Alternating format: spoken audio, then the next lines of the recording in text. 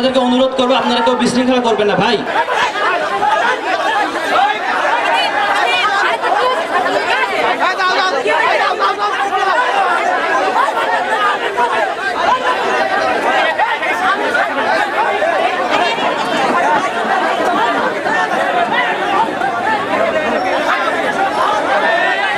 ভাই আপনাদেরকে অনুরোধ করবো, আপনারা কেউ বিশৃঙ্খলা করবেন না ভাই।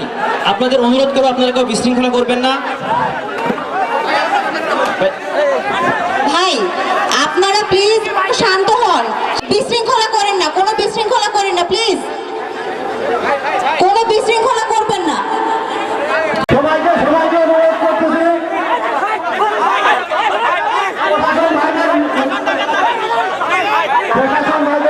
আপনাদের সঙ্গে একটি সুন্দর মত বিনিময় হবে এবং হয়েছেও অবশ্য, কিন্তু অনাকাঙ্ক্ষিত যে ঘটনাটি ঘটেছে তার জন্য আমি পার্সোনালি আপনাদের সকলের কাছে ক্ষমা চেয়ে নিচ্ছি। এখানে অনেক বিশিষ্ট মানুষজন উপস্থিত হয়েছেন, গুরুজনেরা উপস্থিত হয়েছেন, বিভিন্ন রাজনৈতিক দলের ব্যক্তিবর্গ উপস্থিত হয়েছেন। আপনাদের সকলের কাছে কৃতজ্ঞতা জানাই।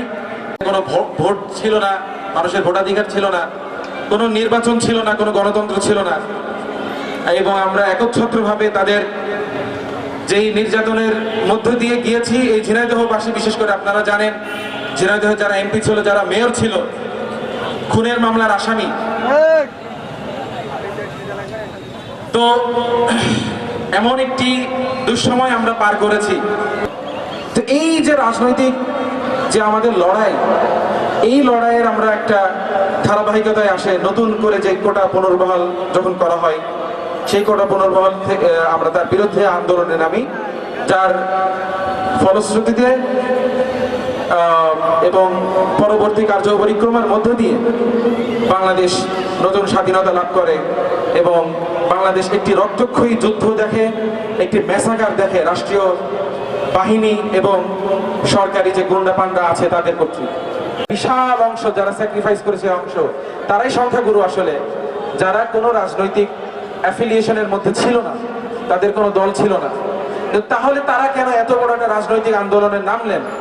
তাদের তো একটা রাজনৈতিক চিন্তা আছে, তাদের তো একটা ইচ্ছা, আকাঙ্ক্ষা, একটা অভিলাষ আছে রাষ্ট্রকে কেন্দ্র করে। তো সেইটাকে আমরা কিভাবে সংরক্ষণ করব? সেই স্বার্থকে আমরা কিভাবে সংরক্ষণ করব? কোন প্রক্রিয়ায় আমরা নতুন একটি ব্যবস্থার দিকে যেতে পারি?